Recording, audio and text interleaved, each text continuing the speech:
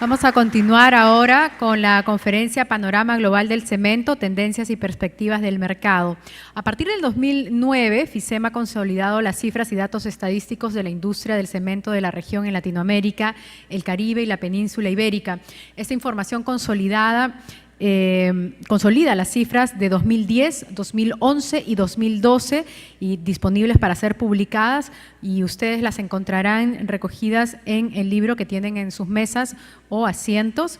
Estos datos han sido proporcionados y validados por algunos de los institutos, asociaciones y cámaras del cemento y concreto de la región, por otras fuentes gremiales como la Asociación Europea del Cemento, CEMBURO, la Iniciativa para la Sostenibilidad del Cemento, CSI, la Federación Interamericana de la Industria de la Construcción, FIC, el Fondo Monetario Internacional, FMI, el Banco Mundial, el Banco Interamericano del Desarrollo, BID, el Banco de Desarrollo de América Latina, CAF, así como el Reporte Mundial para la Industria del Cemento, International Cement Review, ICR.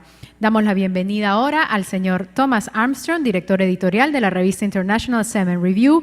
Además, coordina los esfuerzos de investigación y de redacción del equipo de ICR y CEMNet. Viaja por todo el mundo para explorar las principales dinámicas de la industria global del cemento. Señores, con ustedes recibamos con un caluroso aplauso al señor Thomas Armstrong.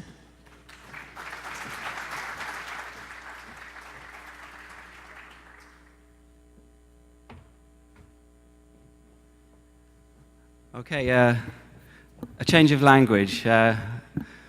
Thank you very much for inviting me here to the 30th Technical Congress. I apologize for not speaking in Spanish. I hope you'll all be able to follow me easily.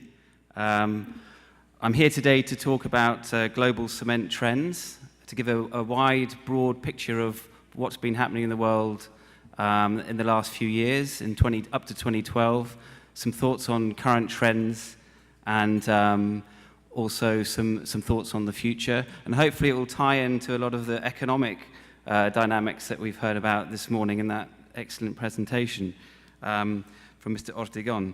So thanks again, and I'll try and maintain the banquet of knowledge that that has been promised today. So that's a quick look at the agenda as I've described. We'll focus mainly on consumption trends, but look a bit at production capacities, trade, and that kind of thing. So, looking at the big picture, over the last decade, the world has seen an unprecedented rise in cement consumption. Volumes have doubled from 1.8 billion in 2002 to 3.7 billion tons in 2012, reflecting a compound annual growth rate of 7.4%. This compares to an annual growth rate of about 4.3% in the previous decade. This unprecedented rate of growth is now cooling, and over the coming decade we expect it to revert to previous levels of around 4%, and indeed the deceleration is already partially visible in 2012 when the overall growth rate dropped back from 8.3% to 4%. This is just a summary slide outlining some of the key GDP growth trends in the main regions. We've also included China there, which sustained the highest growth rate over the period, followed by the emerging markets. Latin America performing reasonably well as a region, around the level of the world average, and at the bottom there, Europe, which dropped, of course, into recession after the global financial crisis, but which is hopefully now emerging from that difficult period. And back to the global cement demand trends, which have been dominated really by the stellar performance of China, where massive cement consumption gains easily offset the decline in the mature markets of North America and Western Europe following the global financial crisis. The emerging markets outside of China also strengthened significantly over the period. The change in the composition of demand over the period is illustrated by these two charts, with North Asia comprising China, Japan, South Korea and others constituting 61% of global consumption in 2012 versus a share of 47% a decade earlier. China now accounts for 58% of global consumption. North America's share of demand has declined from 8 to 3%, and Western Europe from 13% to 6%. On the other hand, the share attributed to the emerging markets in the Indian subcontinent increased, while other regions, including Latin America, more or less maintained their share over the period. Here we look at the nominal values consumed by the top cement-consuming nations in 2012. And on the right, we've got the rankings in 2002 and 2012. After China, which consumed over 2 billion in 2012, and India, which consumed 242 million tons, comfortably in second place, we have the USA in third place. The key trend here really is the rise of a cohort of the emerging market nations, Brazil, Russia, Iran, Turkey, Indonesia, etc., closing the gap on the USA. And down at the bottom, you can see the Germany, Japan, the mature markets are actually slipping. Germany down to 15th from 11th, and Japan down to 13th. These are mature markets that are now in a state of contraction or slower growth. This shows the per capita consumption of all the countries that we track. So there's about 170 countries there.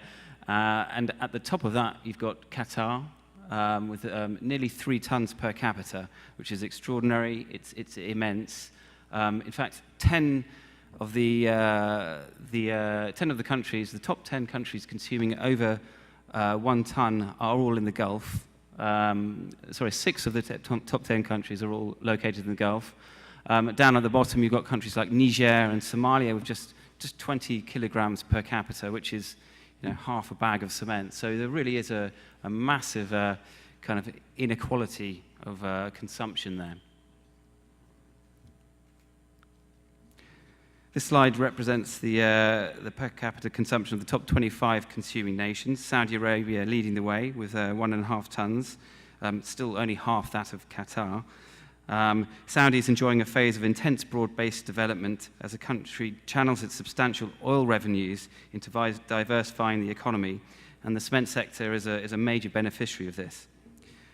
China's per capita consumption is at 1.5 tons. It's a remarkable figure given its comparatively low level of per capita wealth. At 3 times the global average, it's an indication that the country is nearing its peak. Other Asian countries featured include those very much in the ascendancy, such as the Philippines, India, Indonesia, all of which exhibit relatively low per capita levels and are substantially below the global average.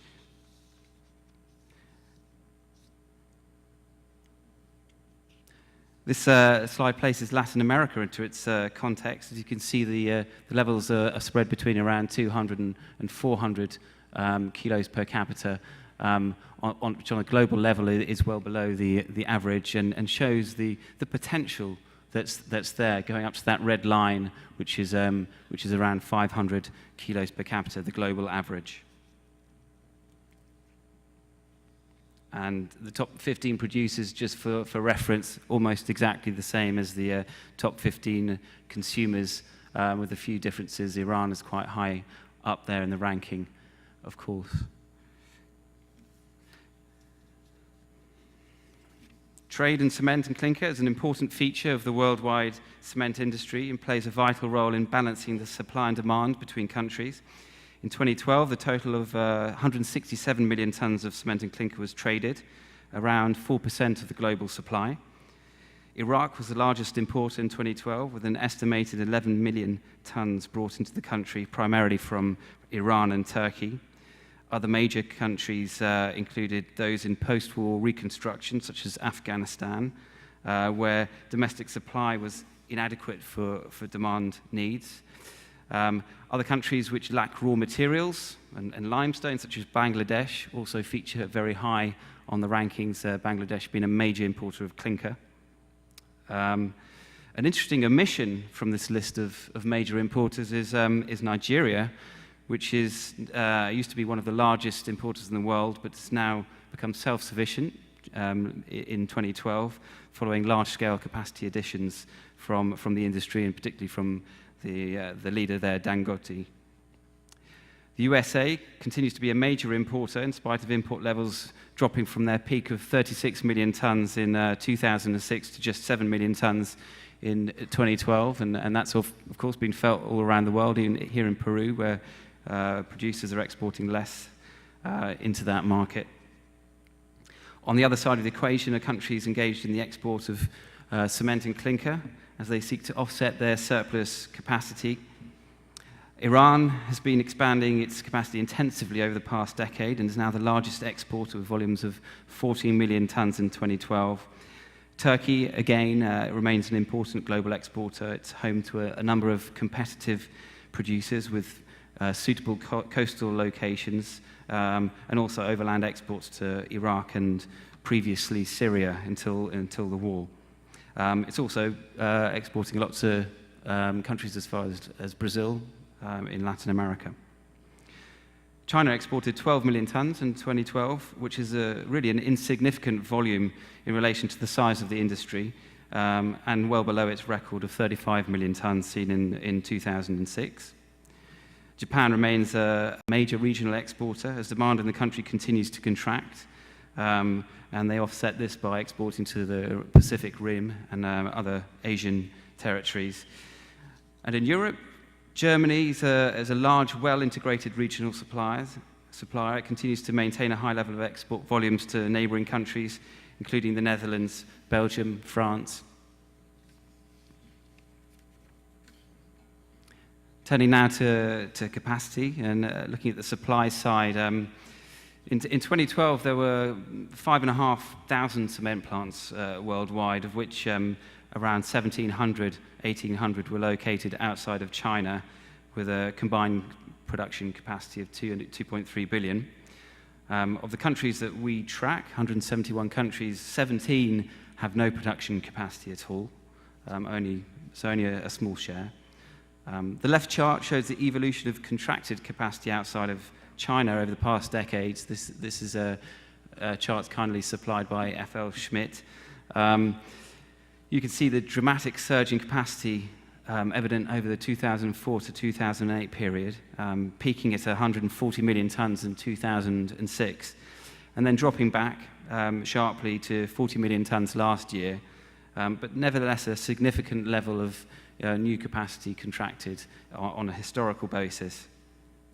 The right-hand chart shows a snapshot of regional distribution of contracted capacity, and it tells a clear story. You've got Africa, followed by Asia and India as the most active regions, while in Europe and North America, projects came to a halt. Here's a table of the leading cement producers in the world last year, dominated by the traditional majors, the European-based multinationals, Holcim, Lafarge, Heidelberg, who have the biggest kind of multinational capacities with wide geographical distribution. But in nominal terms, it's the Chinese producers that have the largest capacities and are really astonishing. CNBM, Anhui Conch, really vast capacities, but obviously all located for the time being in China alone. Increasingly evident is the emergence of a second tier of emerging majors. These are sizable cement producers rooted in large domestic markets and emerging economies who are actively seeking to diversify their geographical scope and become international players. Votorantim from Brazil is the most high-profile example of this phenomenon. The company's built up a large base of capacity in Brazil, where it has a 40% market share. It owns operations in the US, is expanding regionally in Bolivia, Argentina, Uruguay. The recent acquisition of Simpol's assets gave the company 15 million tons of international capacity spread out over Turkey, Morocco, Tunisia, India, China, and Spain. And it's driven Votorantim up to 6th place in the international rankings, ahead of Butzi Unicem. So it's quite a telling statistic. Earlier this year, the company's $5 billion IPO was suspended, but it's expected to go ahead next year. And and will result in the cement division being spun off from the Votorantim conglomerate. The appointment of Marcus Ackermann, former CEO of Holcim, to the board of directors reinforces the credibility of Votorantim as it seeks to build up its position as a world player. And of course, other notable players from this region include Camargo Correa and Simpor in Brazil, Argos in Colombia, all enjoying strong local growth in their home markets and using this as a platform for international growth. And elsewhere, Dangote Cement is probably is one to watch. It's establishing itself across Africa and will be rapidly rising up those rankings in the next 2 to 3 years. This chart shows a few performance indicators, just looking at the top 5 multinationals over the last 5 years. The summary of consumption trends is that we've seen an acceleration in demand growth in emerging economies, coinciding with the collapse of demand in mature markets.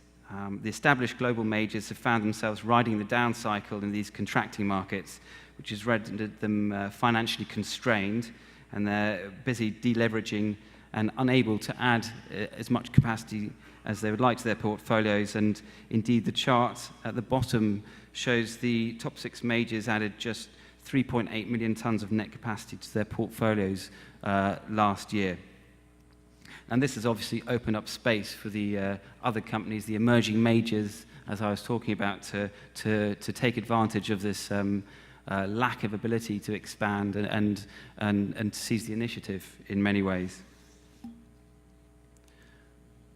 Here's just a glance at spot prices around the world. It's not a scientific study, but it does show a few broader trends, how prices in the mature markets in Europe and the US are around the $90 to $100 per ton mark.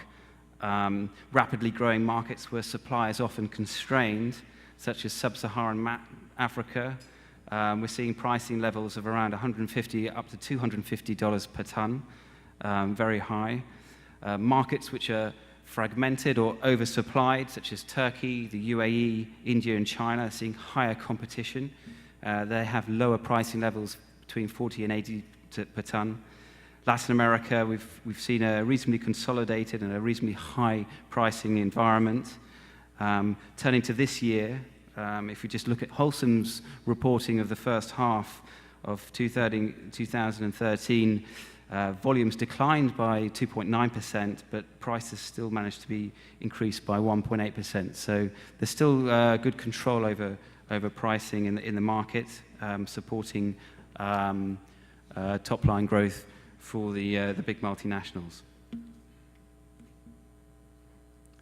And here's the year-to-date statistics. I've limited it to the first half of 2013. There's a mixture of statistics here, mainly consumption, dispatches, but some production figures. Economically speaking, the sustained high growth of the emerging markets that's underpinned the global economy for the past decade is reaching a turning point.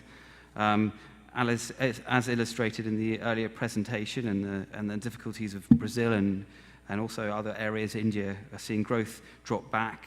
Economists are revising down their GDP forecasts for the year. There's a positive note in Europe, perhaps, where the Eurozone appears to have escaped the recession, but this isn't immediately obvious from the consumption trends that we're seeing now. They will follow through in the months and years ahead.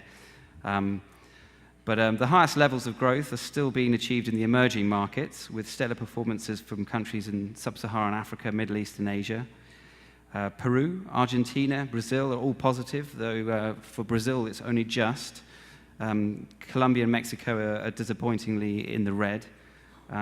Parts of Europe remain in free fall.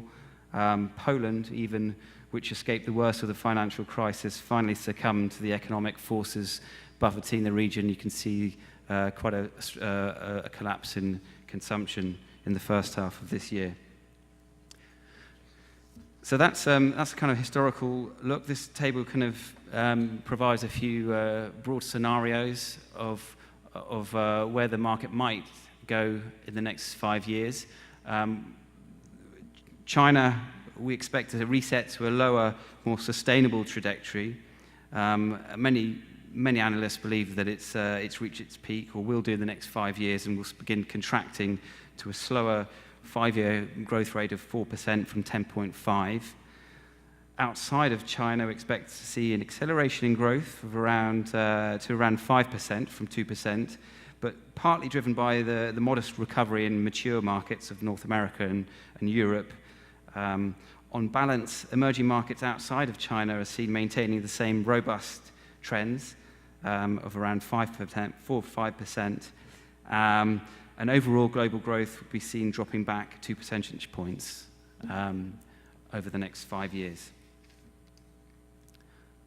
This is just a generic slide drawing on the data from 2011 per capita consumption plotted against GDP per capita, and it provides a useful framework for understanding cement demand potential in countries at different stages of development.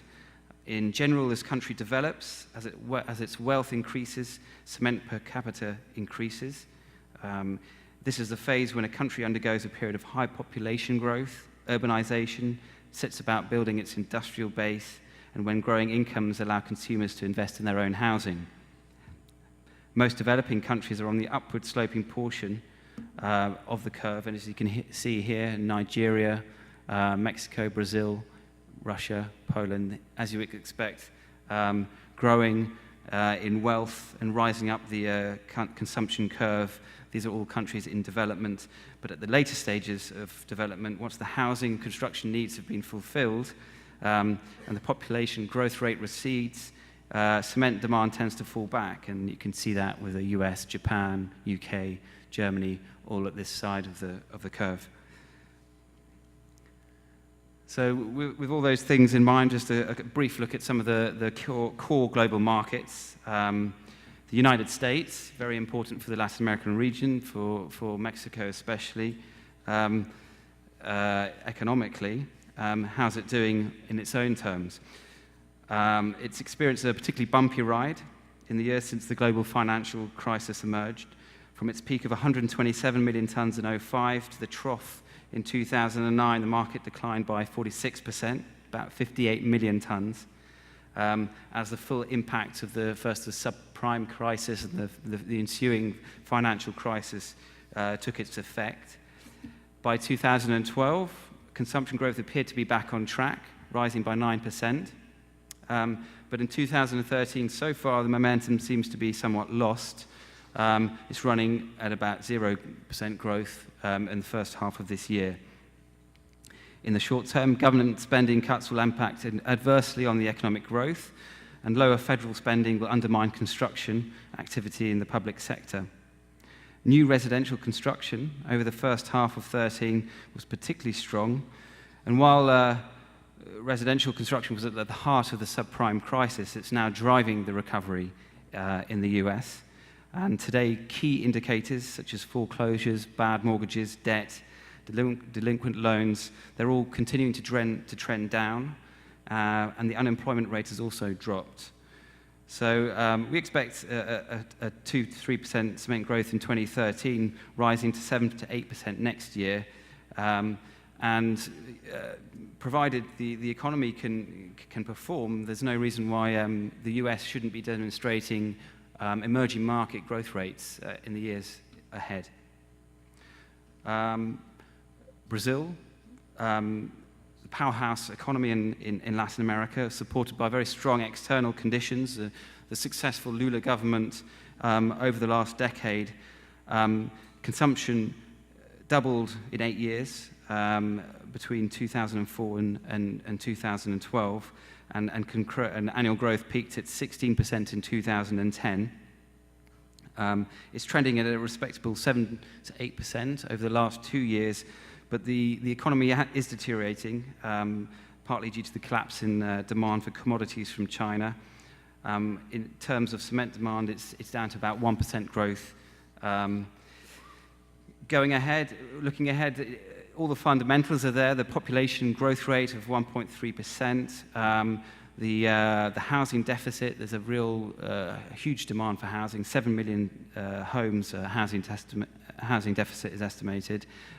per capita consumption has doubled, but it's still low at around 330 kilograms. So this potential is there, but it's proving difficult to realize, particularly in the area of infrastructure. Worryingly, the government's attempt to set up public-private initiatives worth $66 billion to build the country's ports, roads, railways has not delivered.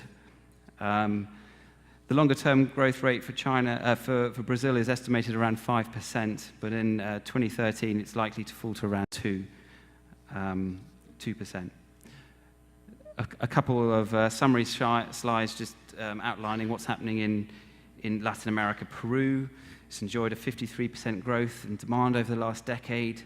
Demand's reached 9.6 million tons, and its growth was 11% in the first half. So very strong figures, and with an upbeat economic outlook, heavy infrastructure investment. Cement is likely to continue this strong growth over the next few years, and that's reflected in the investment by the local industry into new capacity. Argentina, again, demand doubled over the last 10 years. Consumption fell sharply last year, but has rebounded this year. Capacity utilization very low, under 60% in 2012, so there are concerns there.